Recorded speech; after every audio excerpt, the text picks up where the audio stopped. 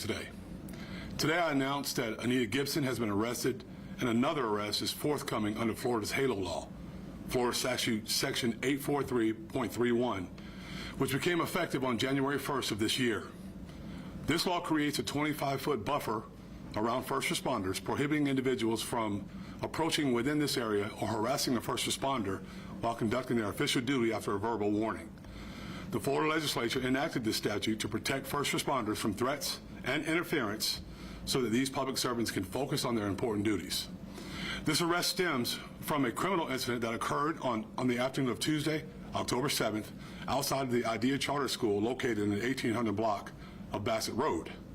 Erica McGriff, a habitual traffic offender with revoked Florida driving privileges and a parent of an IDEA student, illegally parked her car in an intersection and left it running and unattended. Officer Holton, a JSO officer working as part of the Safe Schools program, attempted to lawfully discuss the matter with McGriff. She escalated the verbal conversation to physical violence.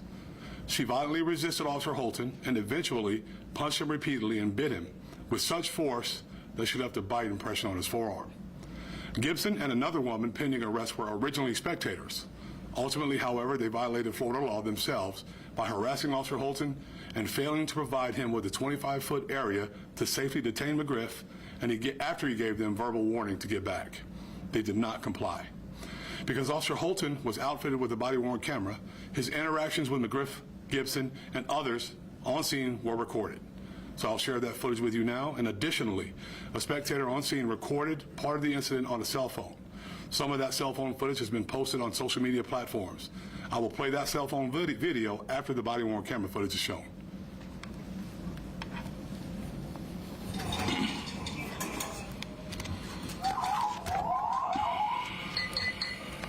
Hey, what are you doing?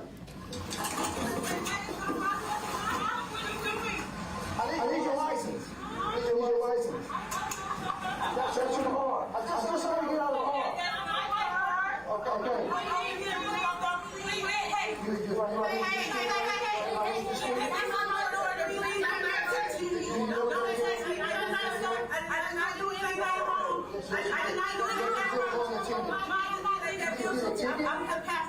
The driver went to the school. The driver's at the school, sir. You can get a ticket. I will please. Listen, you can get a ticket, or you can keep playing the game. You go to jail. I'm gonna give you one chance. Sir, you create the drama. I don't want any drama. I want to go home and I want. Okay, then I just came to pick up my child. Okay. I just came to pick up my child. That's all.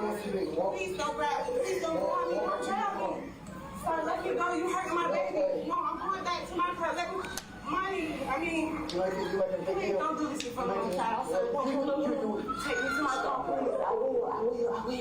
I will. You don't have to curse me. I will. Man, don't.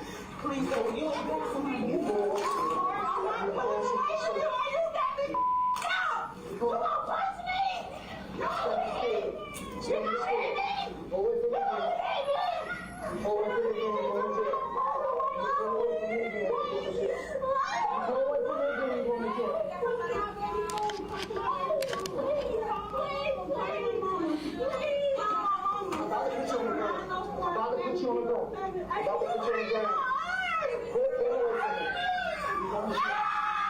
You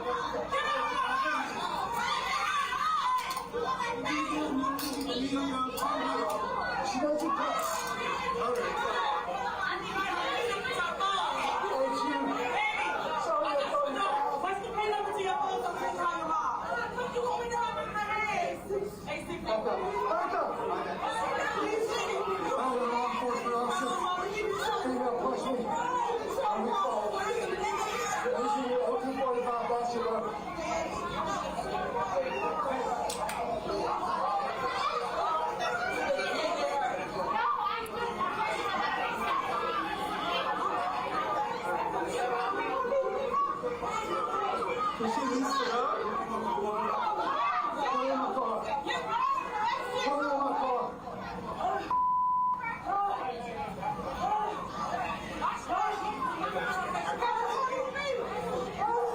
She punched me and she bit me. Amani needs to go outside.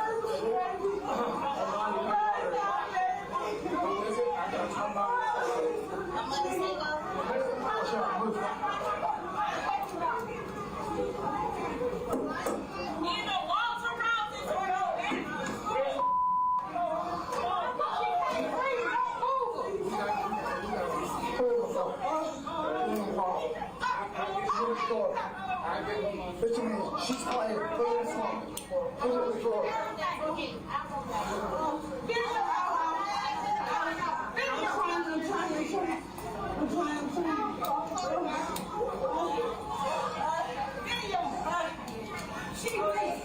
You got 25 feet. Get away from me.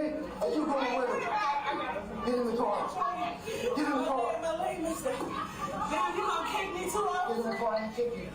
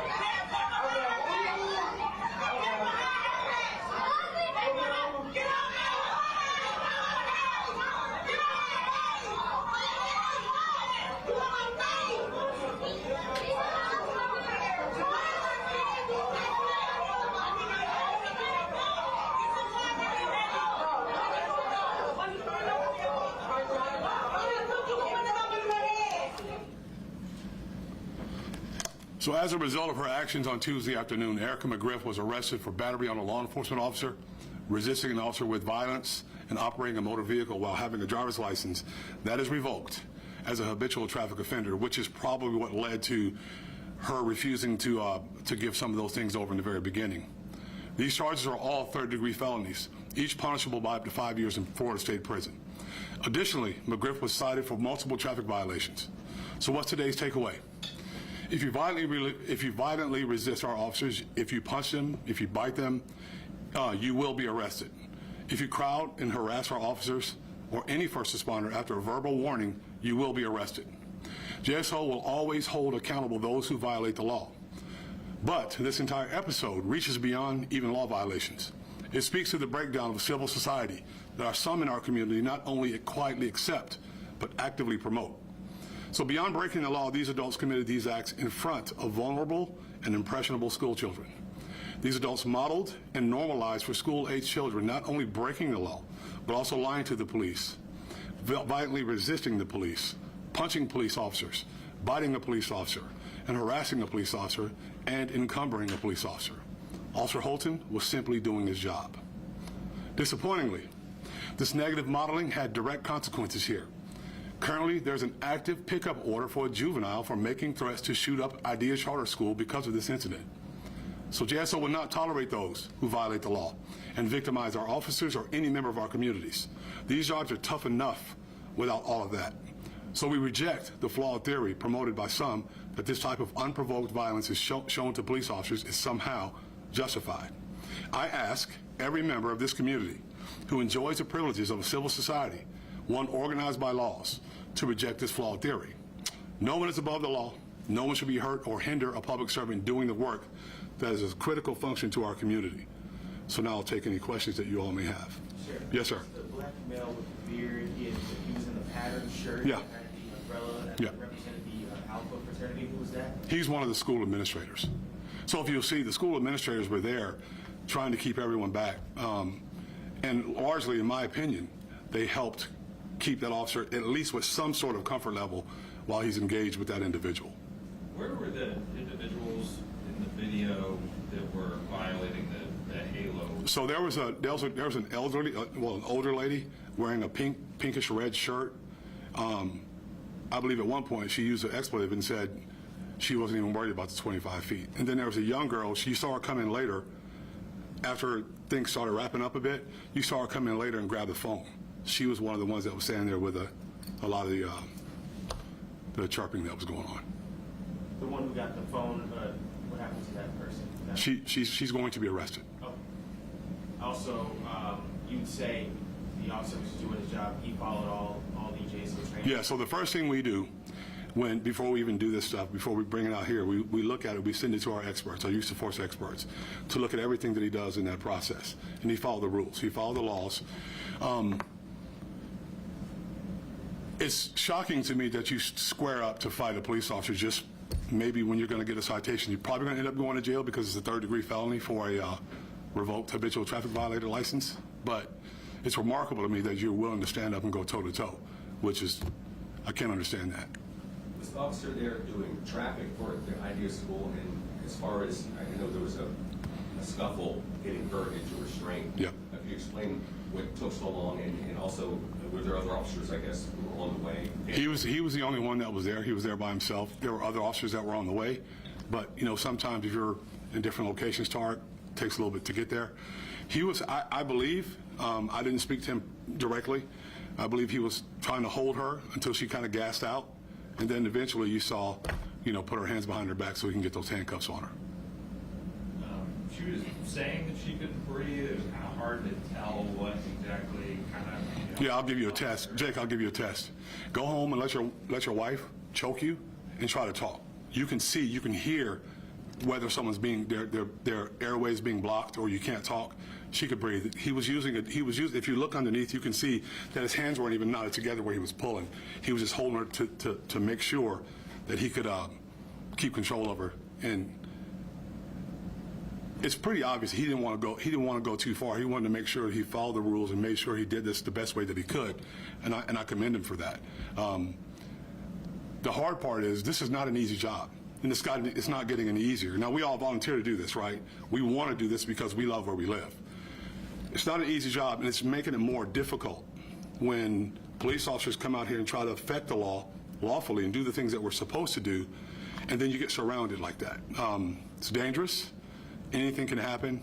So we want to make sure that we let folks know as part of a public service announcement that if you do this and you're asked not to do it, you're going to get arrested. Because we're going to review it, you're going to get arrested. I care about this community being safe, and I care about the police officers that work here being safe, which is very important. You have to have some comfort level that you're going to know that you can go out there, take care of your job, and go home safely. So we want to make sure people understand that. Is this the first time JSO's made an arrest using the HALO law? This is the very first time, yes, sir. Sheriff, to follow up on Tara's question. Yeah. Was he working the school zone? Oh, I'm sorry. I didn't answer that. Or was he just passing through? No, he was working that school, not a school zone. So we have a safe schools program.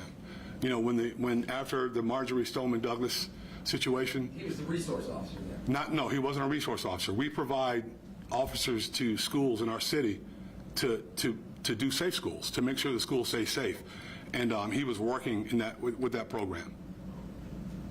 And then the initial reason he made contact with her again, can you just go over that? She left her car unattended, illegally parked in the roadway, and it was still running.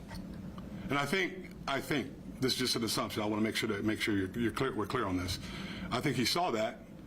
Someone talked to him about that because that's part of his duties there when school's letting out. And when he began to approach and have the discussion, you saw how it played out from there. So McGriff was arrested, the woman in the pink shirt, she was arrested. Yes. And the person who later in the video broke the Halo's violation to grab the phone, that person will be arrested. Yes, and that juvenile has a pickup order for threatening the school. So how does this work for officers? I mean, I know the Halo law's been in effect, but just as far as it would be more of a priority put on having that space so officers can do their job. Yeah, so we'll train on it. We'll make sure we discuss, and they normally do that. You know, you get yourself in a situation like that, you normally say, get back, give me some space. But we'll train on it to make sure that they give that warning to get back. Sometimes if it's bad enough, Tarek, they're not going to be able to say you have to give me 25 feet. They're going to say get back, and that's going to serve as that warning to get back. So we'll train on it to make sure that happens, and we'll move from here. My hope is that we don't have those issues. I don't mind people, and I can tell you this, I don't mind people standing beyond 25 feet, videoing or saying what you're going to say, because people are going to do that, and you have the right to say what you want to say. But if it gets to a point where it creates an uncomfortable level for our police officer who may or may not get hurt by someone in a crowd, then we have to draw the line. Do you know the person who captured the cell phone video? Were they one of the people that violated the Halo law or no? No, not that I know of. There were a lot of people that were standing there that weren't really even screaming. You know, there were just some agitators there, a lot of agitators there, and we were able to find the ones that definitely disobeyed that law. We'll make sure we don't just, you know, we don't want a scatter effect. We want to just point out the ones that violated that law and then take action from there. Do you have any advice for the public? I guess they're witnessing an officer, you know, in a physical altercation or whatever. Your sort of best advice in terms of what they should do to avoid violating this law? Just make sure you stand far enough away and allow him or her to do their jobs. Like I said, it's a difficult job. It's not easy. Recently, things have changed dramatically. You know, cameras on everyone's cell phone. People want to get videos and post them. We understand. That's fine. It's part of the process. We get it. But my advice would be, don't get within that space. And when you're asked, or once he says get back, or she says get back, then get back. Get back, move away far enough so that he can continue to do his job or her job safely. We don't want them getting into a situation where they may find themselves hurt by someone that's watching.